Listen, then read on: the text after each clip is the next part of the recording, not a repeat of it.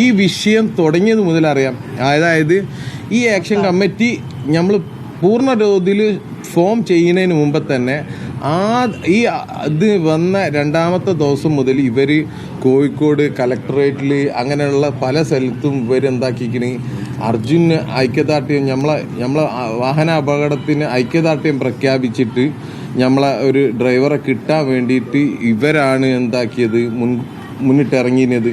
ഈ ആളുകൾ ആ രൂപത്തിൽ പല വിഭാഗമായി നിന്നതിനെ നമ്മളെല്ലാവരും കൂടി പിന്നീട് ഇത് കിട്ടാതെ അനന്തമായി ഇങ്ങനെ പോകുന്ന സാഹചര്യം വന്നപ്പം ഇതേ ആളുകളെല്ലാവരും കൂടി തീരുമാനിച്ചിട്ടാണ് നമ്മൾ ഒരു സ്ഥലത്ത് കൂടി ഒരു വലിയൊരു രൂപത്തിൽ നമ്മളെന്താക്കി എല്ലാവരും കൂടി ഒരു മീറ്റിംഗ് നടത്തി ഇവരെ ഒരു കമ്മിറ്റിയായി ഫോം ചെയ്ത് ആ കമ്മിറ്റിയിൽ എല്ലാ വിഭാഗ ആളുകളുണ്ട്. മനുഷ്യാവകാശ പ്രവർത്തകരുണ്ട്, ട്രേഡ് യൂണിയൻ്റെ ആളുകളുണ്ട്.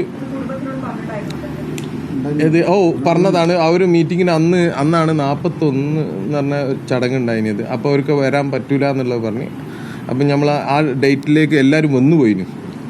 അപ്പം അത്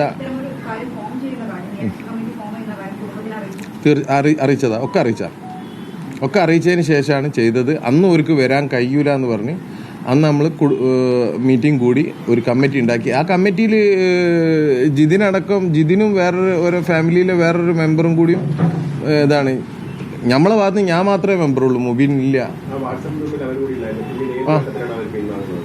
അത് മുഖ്യമന്ത്രിന്റെ അടുത്തത് നമ്മളാ കയറേണ്ടി, മുഖ്യമന്ത്രിയുടെ ഡോറിലേക്ക്. അപ്പോഴാണ് ഇതാവണേ. അതിന് മുമ്പേ ഞാൻ അവനെ വിളിച്ചിന് മുഖ്യമന്ത്രിയുടെ അടുത്ത് പോകാൻ. അത് ഞാൻ ഇന്നലെ പറഞ്ഞല്ലോ. പിന്നെ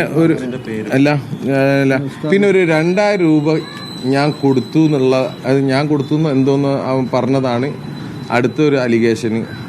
അതായത് നമ്മളൊരു ആത്മീയ നേതാവ്, നമുക്കൊരു ആത്മീയ ഗുരു എൻ്റെ വീട്ടിൽ വന്ന് അർജുൻ്റെ വീടൊന്ന് കാണണം എന്ന് പറഞ്ഞപ്പോൾ ഞാൻ ഇതുവരെ വേറെ ഒരാളെ കൂടെ അർജുൻ്റെ വീട്ടിലേക്ക് കൊണ്ടുപോയിട്ടില്ല.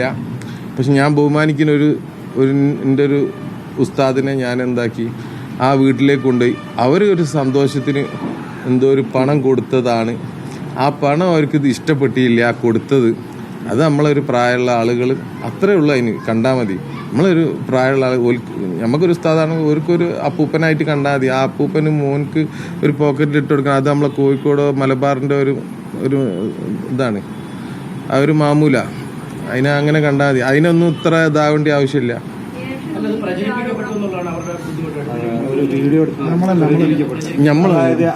ഞാൻ അതൊന്നും അറിയില്ല.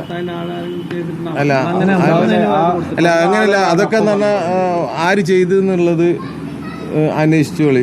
ഞാൻ എന്തായാലും ഒന്നും അങ്ങനത്തെ എല്ലാ സംഭവങ്ങളും എന്തൊക്കെ പ്രചരിപ്പിച്ചിക്കണ്. അപ്പൊ അങ്ങനെ ഇത് മാത്രം ഒരു ഫോക്കസ് ചെയ്ത് സംസാരിക്കേണ്ട ആവശ്യമില്ല. ഇതൊക്കെ ഭയങ്കര ഇത് പോണത് വേറെ ഏതോ റൂട്ടിലേക്കാണെന്നുള്ളതിനോടാണ് നമ്മളെ ഫാമിലി ഇവിടെ കൂടിയത്. ഇതൊരു വേറെ റൂട്ടിലേക്ക് ഇത് അവസാനിപ്പിക്കണം. അതായത് നിങ്ങൾ ഇതിനെ അത് ഫോക്കസ് ചെയ്തിട്ട് ഒരു ഉസ്താദ് അവരെ വീട്ടിൽ പോയതിനെ നിങ്ങൾ ഇതാക്കരുത്. അതും നമ്മളെ ഫാമിലിയാണ്, ഈ പിന്നിലുള്ളതും നമ്മളെ ഫാമിലിയാണ്. എന്നെ സംബന്ധിച്ചിടത്തോളം തീർച്ചയായിട്ടും ഇന്നത്തോട് കൂടിയിട്ട് നമ്മൾ നിർത്തി. അതെ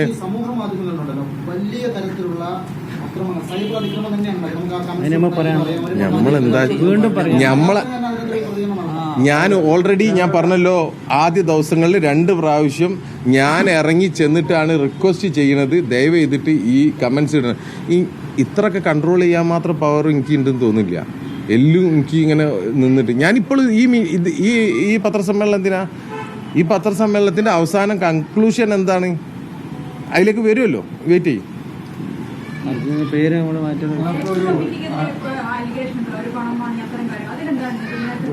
അത് ഒരു പറയും, എനിക്ക് ഒരു 5 പൈസ വാങ്ങിയിട്ടില്ല. ഒരു പറയണത് ആ ഒരു ഓല ഗ്രൂപ്പിൽ തിരുവനന്തപുരത്തേക്ക് പോകാൻ വേണ്ടിയിട്ട് ആ ഗ്രൂപ്പിൽ എല്ലാവരും 250-300 റുപ്യ ഇങ്ങനെ ചെലവിനിട്ടതാണ് ഇപ്പം ഈ പ്രശ്നം. അതിലെന്താ തെറ്റ്?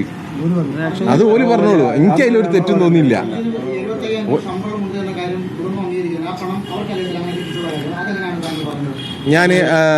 ഇന്നിപ്പോൾ ഞാൻ വേറൊരു വഴിക്ക് പോയത് അല്ല, ഞാനാണ് ഈ ലോറിന്റെ കണക്ക് കൂട്ടുന്ന ആള് ഞാനാണ്. ലോറിൻ്റെ മെയിൻ്റെനൻസ്, മറ്റ് വർക്കുകൾ മുബീന. ഈ വീട്ടിലെ ഈ കുടുംബത്തിലെ എല്ലാ കാര്യങ്ങളും ഓരോരുത്തരും ഓരോ ഇതുണ്ട്. അപ്പോൾ ഇതിൽ ഞാനാ കണക്ക് കൂട്ടുന്നത്. ഞാൻ ഇപ്പോൾ ഒരു വൈക്ക് പോയി വരുന്നതായതുകൊണ്ടാണ് എനിക്ക് കണക്ക് ബുക്ക് എടുക്കാൻ കഴിയാഞ്ഞത്.